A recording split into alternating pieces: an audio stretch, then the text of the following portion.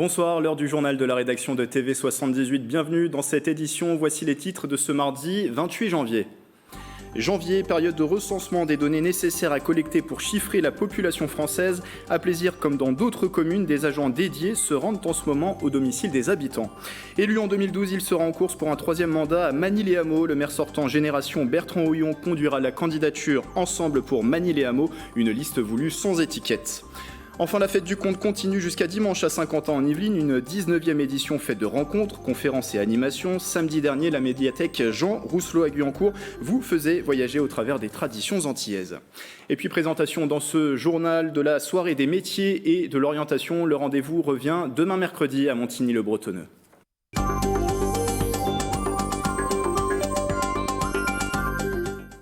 La ville de Plaisir a donc commencé son recensement. Des agents se présentent actuellement chez les habitants pour leur remettre les consignes et leurs identifiants. Le reste de la démarche se passe sur Internet ou sur papier. Les résultats seront rendus le 22 février à l'INSEE. Mathilde Demy a suivi Guylaine, un agent recenseur de Plaisir.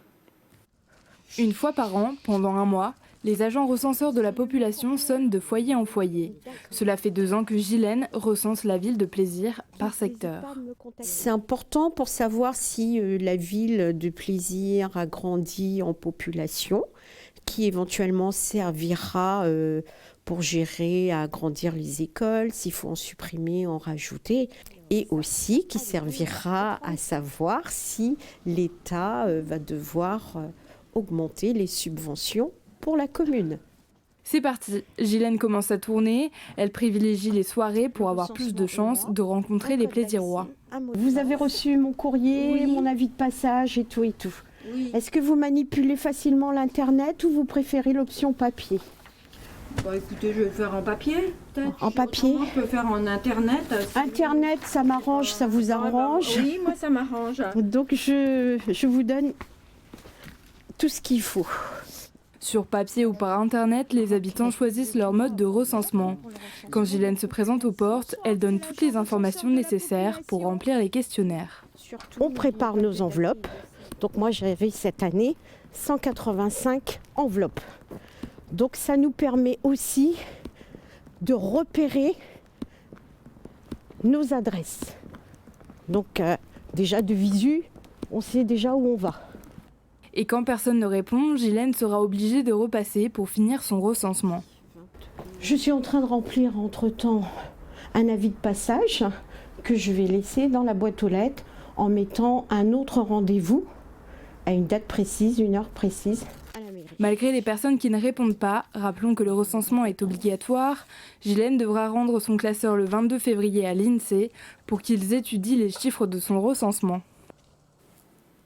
Dans l'actualité, les derniers chiffres du chômage révélés par Pôle emploi. En un an, le nombre de demandeurs d'emploi a reculé de 1,3% dans les Yvelines. La tendance est à moins 3,3% au niveau national, plus forte baisse depuis la crise de 2008. En décembre, le département comptait 64 100 chômeurs de catégorie A. Et puisqu'on parle d'emploi, sachez que le groupe La Poste annonce vouloir recruter 150 personnes cette année dans le département. Une campagne d'embauche qui sera accompagnée d'une période de formation pour les futurs facteurs. Si vous êtes intéressé, vous pouvez d'ores et déjà postuler sur le site qui s'affiche en bas de l'écran. Un événement pour trouver sa voie. La soirée des métiers de l'orientation revient demain mercredi à Montigny-le-Bretonneux. Stéphanie Garot pour en parler. Bonsoir. Bonsoir. Vous êtes en charge du pôle jeunesse de Montigny-le-Bretonneux qui organise l'événement. Comme chaque année, vous vous êtes entouré de divers établissements, diverses structures du territoire saint-quentinois pour organiser l'événement.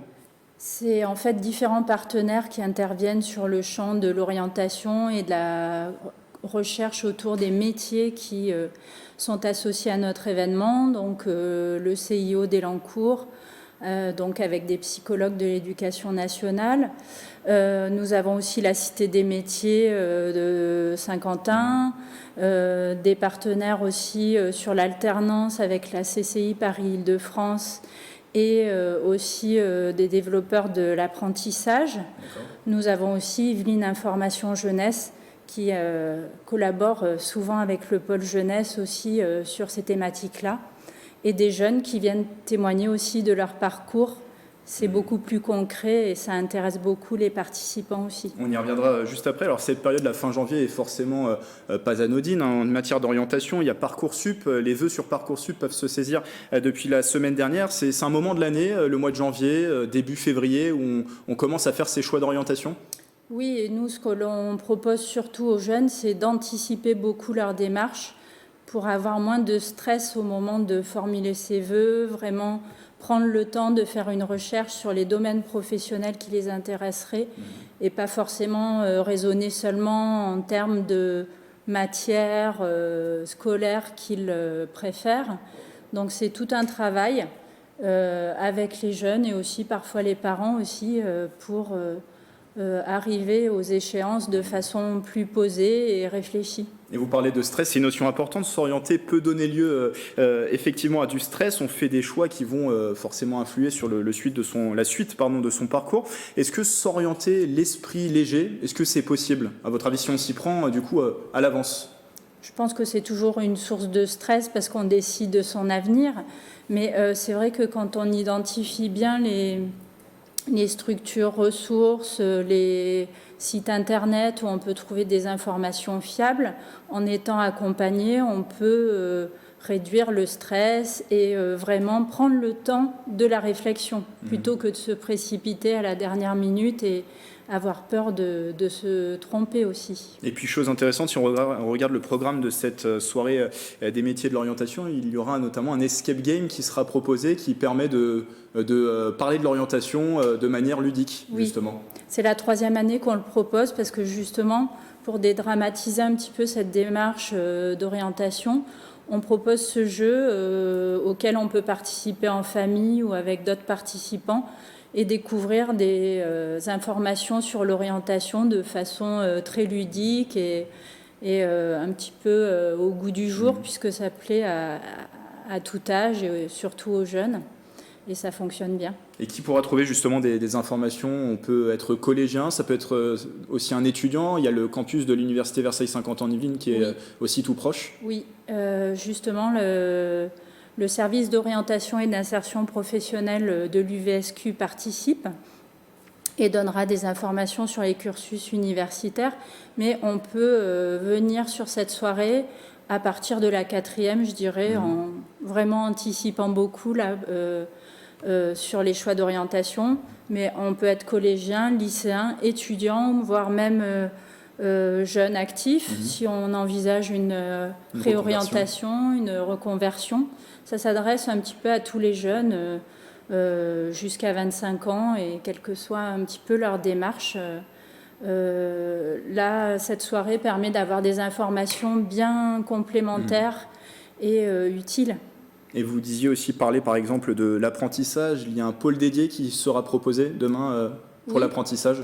Il y a déjà un pôle dédié aussi en début de soirée à 18h avec une inscription sur place au préalable, une conférence qui sera animée d'une part par le Centre d'information et d'orientation d'Elancourt, mais aussi par des professionnels de l'alternance pour montrer un petit peu tout le panel de formation possible jusqu'au master, donc des études qui peuvent être aussi longues, mais par la voie professionnelle. Pour venir sur place, vous l'avez dit, on peut s'inscrire alors pour la conférence, mais on peut venir de manière totalement libre sur place. Mis à part la conférence, tout est en accès libre, donc entre 17h30 et 20h30 au pôle jeunesse. Et si on manque cet événement en parallèle, c'est important de le préciser, le pôle jeunesse propose aussi un accompagnement des jeunes. Oui. Donc là, on a un focus sur ce thème parce que c'est vraiment la période et pendant encore tout le mois de février, on va les accompagner et éventuellement compléter le début d'accompagnement qu'on aura eu demain soir avec eux. Mais tout au long de l'année, on peut accompagner les jeunes dans leur projet d'orientation, les orienter vers les organismes compétents et aussi, dès la classe de 4e, 3e, faire des premières démarches pour connaître les métiers, voir un petit peu les cursus. Et on vient vous rencontrer sans rendez-vous aux 3 parvis des sources à Montigny-le-Bretonneux. Tout à fait, sans rendez-vous. C'est en accès libre et on peut se voir en une fois, plusieurs fois, suivant les besoins du jeune.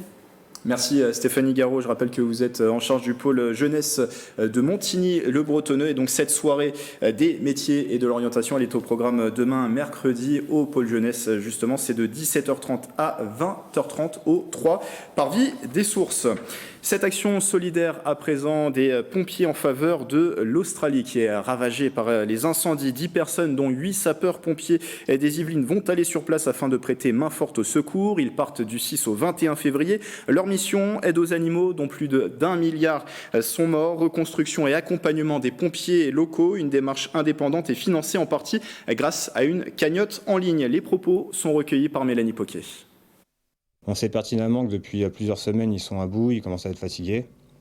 Et on veut juste leur apporter un soutien. On n'a pas la prétention de venir révolutionner l'Australie, mais on va apporter notre petit soutien. C'est nous qui avons choisi de faire ça totalement bénévolement. On a posé des congés, on a financé nos billets d'avion. Et c'est pour ça qu'on a créé une petite cagnotte afin de nous aider dans les différents frais sur place. Et notamment, pourquoi pas, dans le financement de différents matériels pour les gens un peu désœuvrés.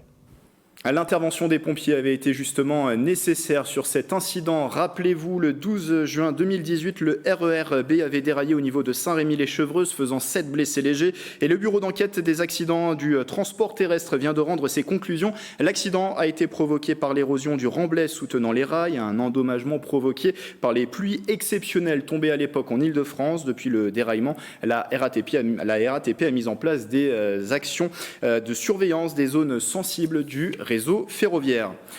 15 chroniqueurs, un invité et 117 émissions déjà diffusées sur les ondes de Marmite FM. C'est la 4e saison d'Anti-Sèche sur le 88.4. Le programme coproduit avec Jolie Prod en est à sa 4e saison, je le disais, et est en direct tous les soirs à partir de 20h, tous les mercredis soirs à partir de 20h. Le sujet de Mathilde Demi. Rassemblés autour de la table, les chroniqueurs d'Anti-Sèche préparent l'émission du soir sur Marmite FM. À quelques minutes de la prise d'antenne, les dernières consignes sont données. Pour Romain, nouveau dans l'émission, c'est relecture de chroniques. Je ne suis pas forcément un habitué de la radio, donc je dois penser radio, je dois penser aussi public parce que ça doit être accessible pour les personnes forcément qui écoutent l'émission et qui ne sont pas forcément ni des agrégés de philo ni des grands cinéphiles. Au final, c'est ce qu'on fait aussi avec nos chroniques, on fait avec ce qu'on aime, on sait avec ce qu'on fait avec ce qu'on est. Il est 20h, c'est l'heure de l'Anti-Sèche sur Marmite FM. Bonjour à tous, la sonnerie qui retentit, on la baisse un petit peu. Bienvenue sur Marmite FM, le 88.4. Vous êtes dans l'Anti-Sèche, l'émission que personne ne sèche. En régie, on trouve Julien Denervaux à la réalisation et l'animation. À travers la vitre, son rôle est de créer une énergie entre les chroniqueurs et les invités pour avoir un talk show avec du rire, de la bonne humeur et des informations positives à transmettre à l'auditeur. Dans l'Anti-Sèche, tu peux découvrir plein de trucs, tu peux vraiment découvrir des artistes locaux, ça c'est vraiment l'objectif numéro 1. Tu peux aussi apprendre plus sur des gens plus connus comme Gérard Majax qui est venu dans l'émission ou encore les Négresses Vertes qu'on aura la semaine prochaine. Tu peux aussi apprendre des trucs à raconter à la machine à café. Au programme de l'émission, les questions de Marie, les instruments insolites de Kevin ou encore la philopop de Romain. Claire passe à l'antenne depuis 2 ans et chaque mercredi, c'est toujours le même plaisir. C'est une émission où on se prend pas la tête, où on pose son cerveau pendant 2 minutes et juste on s'amuse. Et en fait, on se rend compte que même en posant son cerveau, on peut apprendre plein de trucs et c'est ça qui est super. C'est la 4e saison pour Anti-Sèche qui compte à son actif 117 émissions. Le talk show est à retrouver sur le 88.4 ou en podcast sur le site de Marmite FM. Il est attendu chaque année par les chefs cuisiniers du monde entier. Le guide Michelin a dévoilé ce lundi son palmarès 2020. Pas de nouvelle étoile pour les Yvelines, mais bonne nouvelle, les 7 restaurants 1 étoile conservent leur distinction, à savoir notamment les établissements versaillais du Gordon Ramsay, de la table du 11 ou encore la table des Bleaux à Dampierre et le numéro 3 au Tremblay-sur-Moldre. Depuis le 15 janvier, les médiathèques de Saint-Quentin en Yvelines célèbrent le conte Un voyage à travers des rencontres, des conférences et des animations. Le week-end dernier, la médiathèque Jean Rousselot à Guyancourt partageait les traditions antillaises. Mélanie Poquet et Nicolas Dandry. Des contes dansés et chantés au rythme du goka. À la médiathèque Jean Rousselot, 2 associations saint-quentinoises ont fait découvrir les Antilles, traditions dansées et culinaires pour célébrer le conte. Aux Antilles, on est beaucoup dans l'oralité et on transmet beaucoup de génération en génération à travers le conte. Et qui dit conte dit musique dit instrument chez nous. Et tout cela se mêle, se mélange. Il y a des contes où les gens dansent dans le conte. On raconte l'histoire du danseur, l'histoire... Il y a beaucoup de choses qui sont faites en musique. Pour cette 19e édition de la Fête du Conte, les médiathèques emmènent les lecteurs en voyage. Un road trip qui a fait étape à Guyancourt pour une escale dans les îles. On s'est dit qu'au mois de janvier, février, un petit peu de soleil dans nos médiathèques, ça ferait pas de mal. Et donc c'était relativement facile. Et puis c'est vrai aussi, l'idée c'était aussi de travailler avec des associations du territoire. Les médiathèques vous content des histoires jusqu'au samedi 1er février.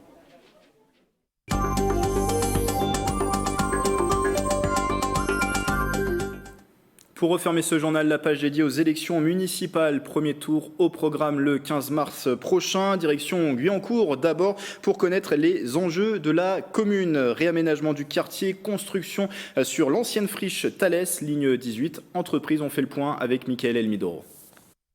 L'un des principaux enjeux à Guyancourt sera l'ancienne friche Thalès. Comment ce secteur va être réaménagé? Cette zone implantée entre l'avenue Léon Blum et celle de l'Europe devrait accueillir d'ici 2030 plus de 1300 logements, des commerces, des activités économiques, des espaces verts, des services publics sur plus de 22 hectares. Le site qui sera baptisé le quartier des Savoirs va également accueillir la future station de métro Saint-Quentin-Est, du Grand Paris Express, un super métro reliant Orly à Versailles en 30 minutes. Avec ce nouveau quartier, le nombre de Guyancourtois devrait passer de 29 000 à 32 000 habitants.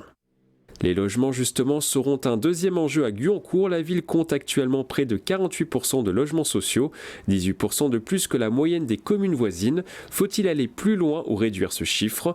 D'autre part, la ville a entamé depuis quelques années une reconfiguration de ses quartiers, notamment des transformations dans le quartier du Pont du Routoir. Depuis 2006, l'un des plus vieux quartiers de la ville créé en 1974.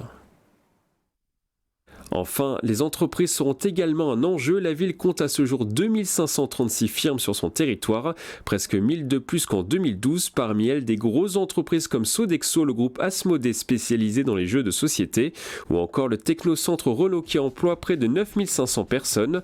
La ville doit-elle accueillir plus d'entreprises ?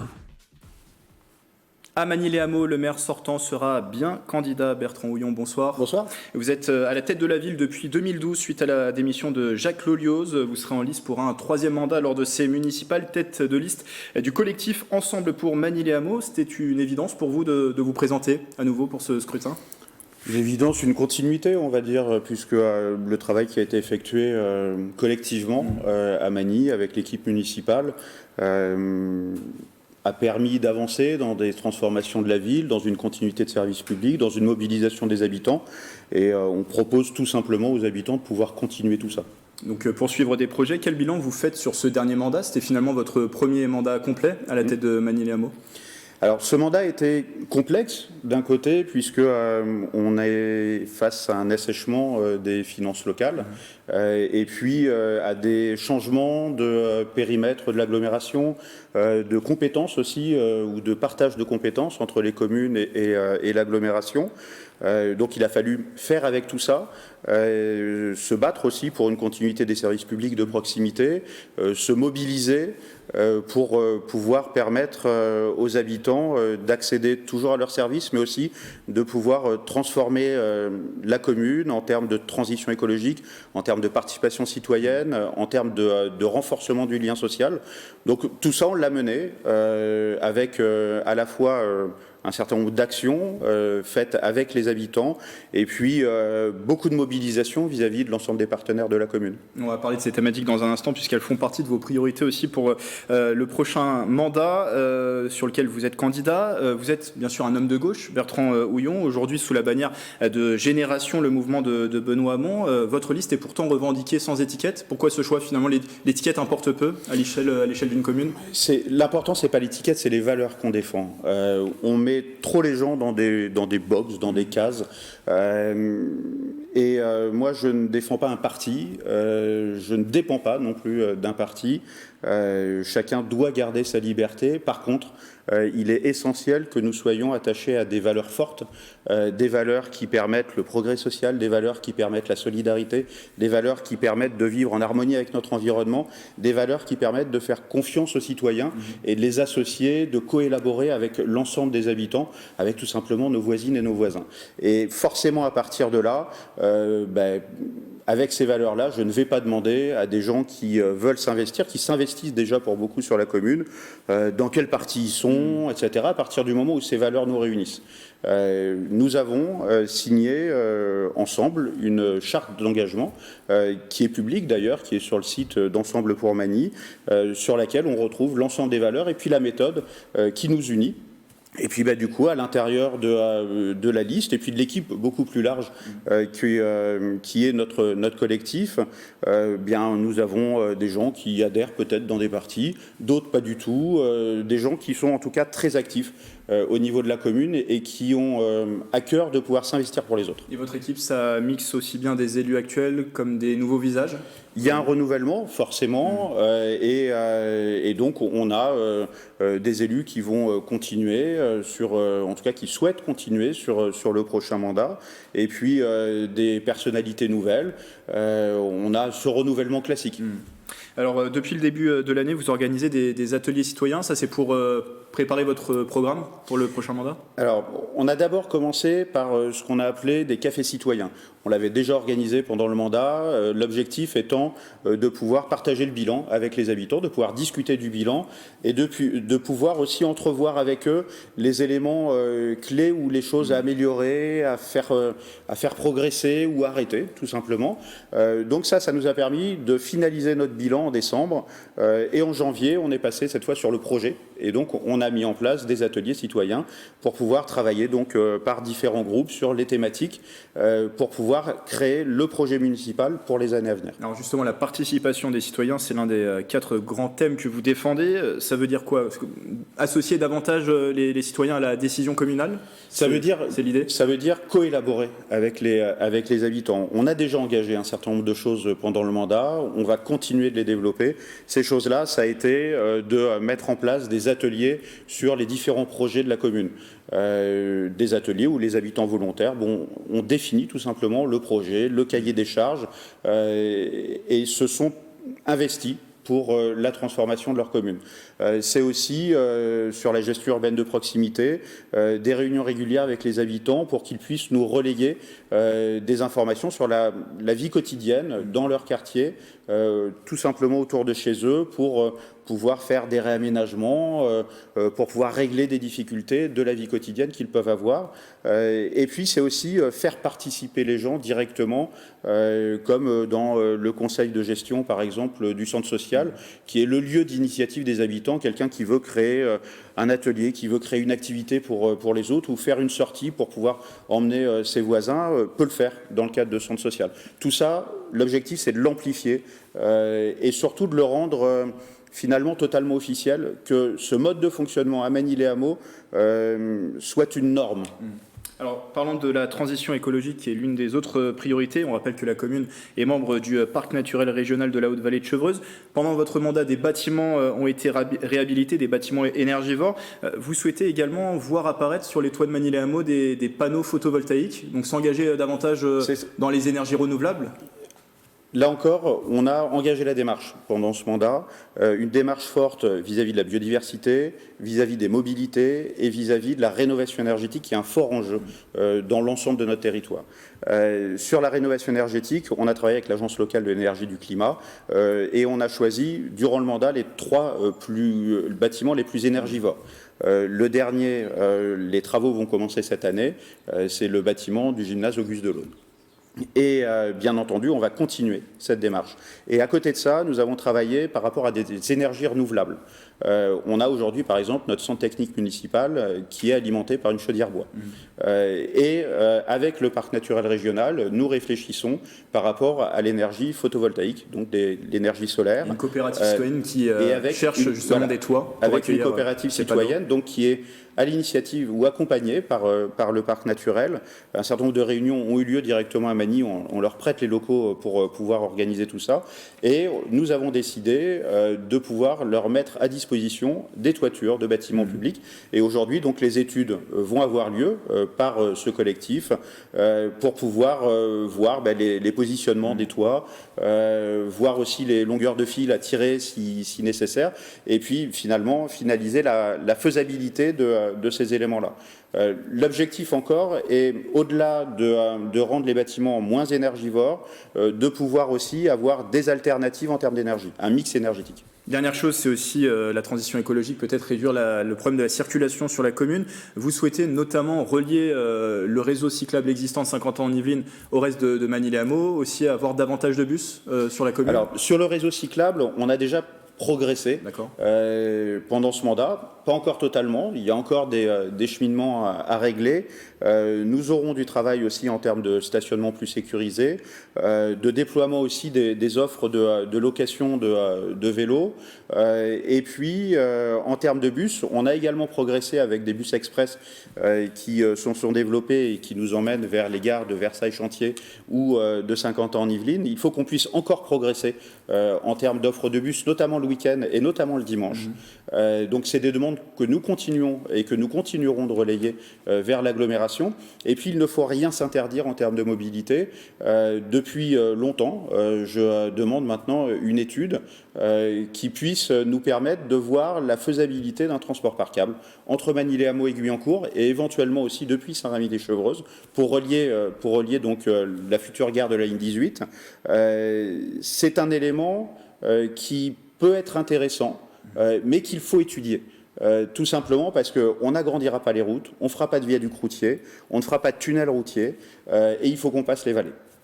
Deux autres de vos priorités, c'est le lien social et la solidarité que l'on aura bien sûr le temps de développer au cours de cette campagne. Je précise aussi qu'on retrouve vos rendez-vous de campagne comme ceux des autres candidats de Magny-les-Hameaux sur le site internet de TV78. Merci Bertrand Houillon. Merci. Maire sortant de Magny-les-Hameaux, tête de liste d'ensemble pour Magny-les-Hameaux. Face à vous pour le scrutin, le conseil municipal d'opposition Lionel Lindemann avec la liste Magny Citoyen et peut-être une autre candidature. La liste reste à boucler, celle de Dominique Gratepin qui est ancien conseiller municipal de la commune.